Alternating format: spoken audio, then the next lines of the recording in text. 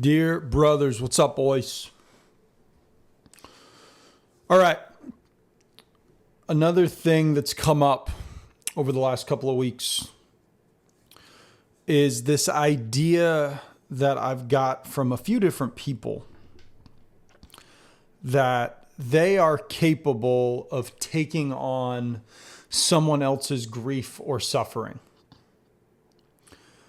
And it's an interesting notion, and I get the idea behind it. So I'll give the simple example.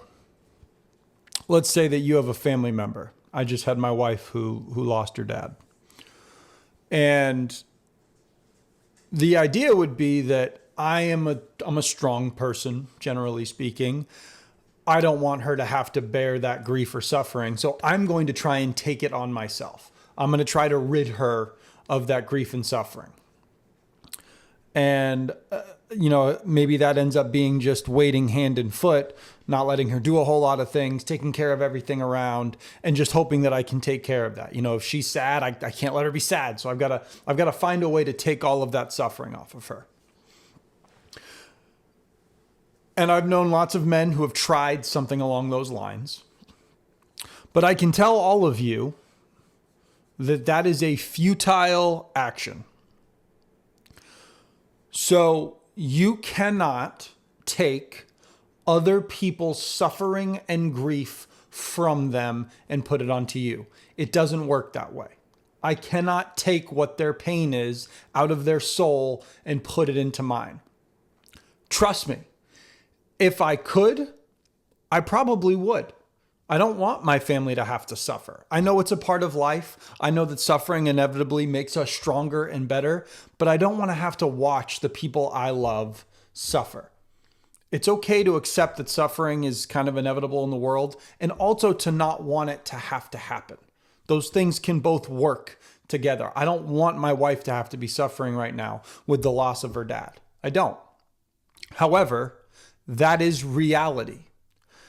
And so this is where we have to change our tact about how we deal with people we love when they lose someone, or even generally when something bad happens. They get fired from their job. They're struggling to make, their bills work. They get diagnosed with a disease, whatever it ends up being. This is the way that we need to approach those situations. Starts with this. I cannot take someone's grief from them. I cannot remove their suffering. I can support them. I can do a little bit more around the house, or I can send them a card saying I'm thinking about them, right? I can let them know that I'm praying for them every morning. Sometimes that alone can be enough. I can support them. But the thing I need to support them in the most is this. When this happened with my family a couple weeks ago, when my wife lost her dad, I told her and several others in that family that I can't take their grief and suffering from them. They're the ones who have to bear that. They have to find a way to deal with what's happened. And the importance of encouraging them to do that is because a lot of times what happens is that people kick the can down the road of grieving. They just keep trying to be like, oh, this isn't happening, or they put their mind in other places. They try to distract themselves from it. And eventually the boogeyman kind of comes back around and it's too much for them to handle. They've started relying on other people for everything they do in their lives. They become dependent on other people because they're unwilling to finally face their grief.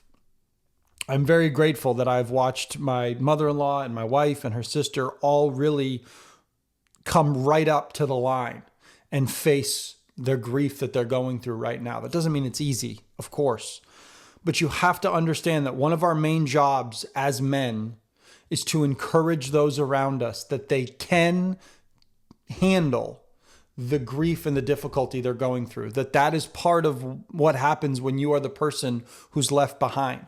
It's part of what happens when something happens to you. When difficulty enters your life, you should be encouraged to be able to handle it. Yes, you're going to have help. Yes, there'll be other people around, but you have to be the person that takes the steps forward to actually handle it. And so it's important for us that we are not encouraging or emboldening people to not handle their difficulties. That doesn't do us any good. It just makes them dependent on us. It's the welfare system of suffering. That's not benefiting anyone around us. It is important that people learn that they are strong enough to handle the grief and suffering that happens in their life. They might need some help with some other things, but I can't take the pain away from them.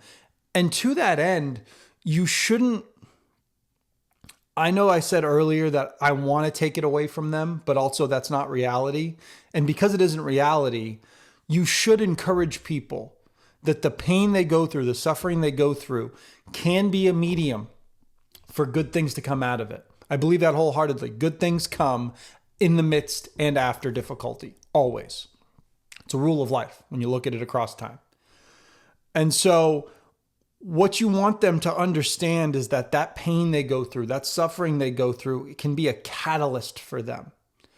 But the longer that they avoid that pain and suffering, that they shove it behind closed doors, the longer that it takes for something good to come out of it because they're hiding from it. We shouldn't hide from the pain and difficulty and suffering of the world because it's inevitable. It's like hiding from like you can't just go live in a cave the rest of your life. And so understand that our job as men in support of the people around us is to make sure they know, number one, that they are loved, that they are being prayed for, that they are important in our lives. But after that, it's ensuring that they are told and they are encouraged that they have the strength to handle this, that they are capable of grieving, that they are capable of getting through this suffering. And on the other end, they will be all the better for it. It doesn't mean that this had to happen for something good to occur. It just means that when bad things occur, we can create goodness out of it. Flowers can grow in the midst of darkness. That hope is very real. And people need to hear it. But we can't just be blowing sunshine and rainbows at people saying, oh, it'll all be okay. And don't worry, I'll do this and I'll do that and I'll help you do this and I'll take care of everything because I need to be in control of this so that you don't have to suffer. That's not how it works. Yes, we're going to be there in support, but at the end of the day, you have to make sure that the people that are suffering in your life understand that they are the ones who have to bear that suffering. That can create meaning in their life in a lot of ways. But you can't be the one that bears that for them. You can't push them in every direction. You can't force them to do things. You can encourage, you can love, bring them to church, let them get a better relationship with God. But your job as a man is to make sure that they are encouraged, that they are given hope, that they know that they are loved, and that suffering they have is their own. If you could take it off their shoulders, that would be great. That's not reality. And because it isn't, we have to be there for them. And I have, across my life, across the years of my life, dealing with my own losses, dealing with difficulties I've had, nothing has been more true than when myself or my friends are struggling with something or other men that I work with struggle. It is when they put themselves forward to face it that everything gets better in their life, that goodness comes into their life. When they stay in the shadows, when they hide, when they shove things aside, when they become dependent on the other people around them, everything goes to hell in a handbasket.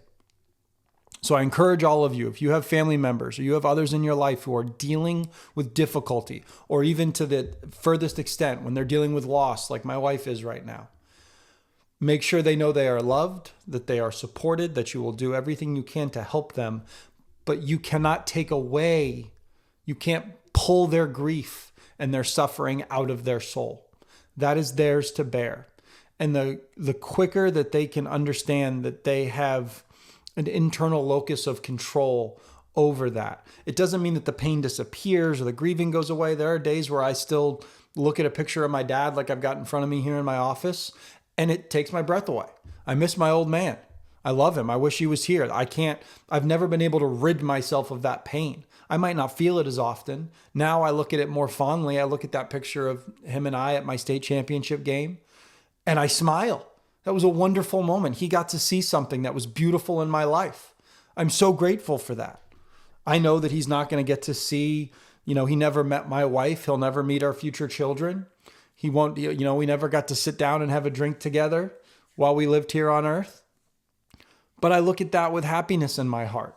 I still grieve a little bit, but it took me far too long to actually grieve my dad. So I spent years kind of in limbo, using other people to help me handle things. And it doesn't solve any of your problems.